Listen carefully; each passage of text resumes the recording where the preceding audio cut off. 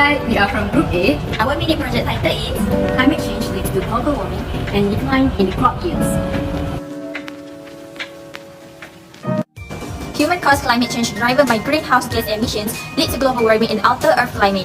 This harms plant growth and crop productions like red chili by disrupting vital functions, reducing yield, causing damage to plant part and impacting overall productivity. Additionally, rising temperature affects soil moisture, fertility and nutrients availability, posing risk to agriculture, food security and sustainability. There are three objectives in this mini project. The first one is to determine the impact of atmospheric carbon dioxide levels on soil temperature. Second one is to observe how atmospheric carbon dioxide levels affect the growth of the chili plant. The third objective is to show that the climate change contributes to global warming and decrease in crop yield. Next is the variables involved in this project. The manipulated variable involved is the amount of carbon dioxide provided to the plant. The constant variable for this project is the presence of carbon molecules, number of chili seedlings, presence of soil, water and light, type of soil, amount of soil, frequency of measurements of the soil temperature and growth rate of chili seedling, and the time fixed to measure the soil temperature. The materials and apparatus for this experiment is two small plastic container, as well as two large plastic container fresh soil, two containers carbon molecules, 500 ml liquor water, thermometer, pencil, graph, paper, cotton thread, chili seedling, vinegar, and baking soda. Lastly is electrical balance. Based on the table constructed for pot A, we can observe that the leaf number decreased from day 1 to day 5, whereas the leaf size and the stem height increased from day 1 to day 5. Similarly, based on the table constructed for pot B, the leaf number decreased from day 1 to day 5, whereas the leaf size and the stem height increased from day 1 to day 5. The only two main differences between pot A and pot B are the overall soil temperature and overall growth rate.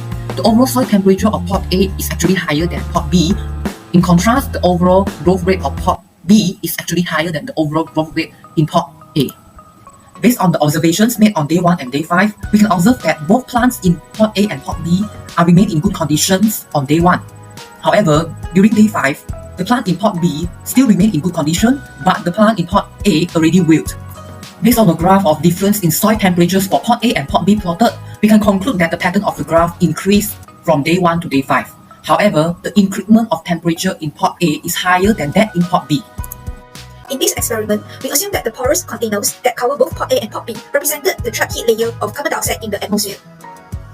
Based on the graph, the difference in soil temperature of pot A is higher than that of pot B. This is due to the higher amount of carbon dioxide produced in the reaction between baking soda and vinegar in pot A than in pot B, as we use 6 spoons of baking soda and 750 ml of vinegar to prepare carbon dioxide for pot A, while 3 spoons of baking soda and 375 ml of vinegar to prepare carbon dioxide for pot B.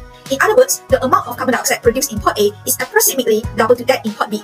Generally, when the layer of carbon dioxide in the atmosphere increases, the surrounding air temperature will increase and subsequently increase the land surface temperature and average surface temperature of the planet, which contributes to the global warming issues. Our experimental result is aligned with the investigations conducted by Mahi and others in 2021 and Chow and others in 2010, as shown in the presentation slide.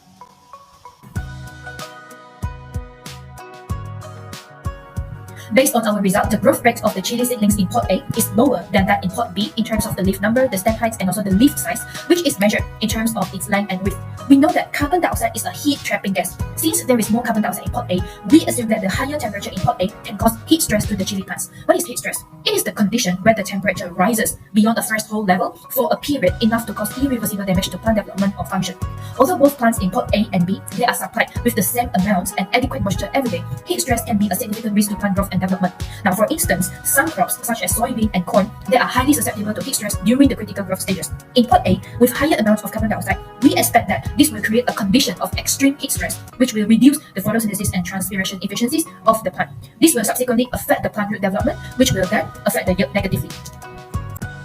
In our experiments, when the soil temperature increases, the soil water content starts to decline. The effects of higher soil temperature increments in pot A, accompanied by the reduction in soil water content, is more prominent on the growth of plants in pot A, and this leads to lower growth rate. Also, the temperature in pot A that once reached above 38 degrees Celsius is too high that the plants cannot absorb enough moisture, as almost 85% of it is lost due to evaporation and transpiration. This is the reason why the leaf number in pot A decreases and some of them wilted. So the growth rate of the leaf number in pot A is significantly lower than that in pot B. Meanwhile, the plants in pot B still look healthy, as the highest temperature of the soil is 36.7 degrees Celsius. This temperature is considered high and is not very ideal for the growth of crop, as chili grows the best at temperatures below 32 degrees Celsius. Thus, we can see that there is not much difference between the growth rate of the chili plants in pot A and B in terms of the leaf width and also the stem heights.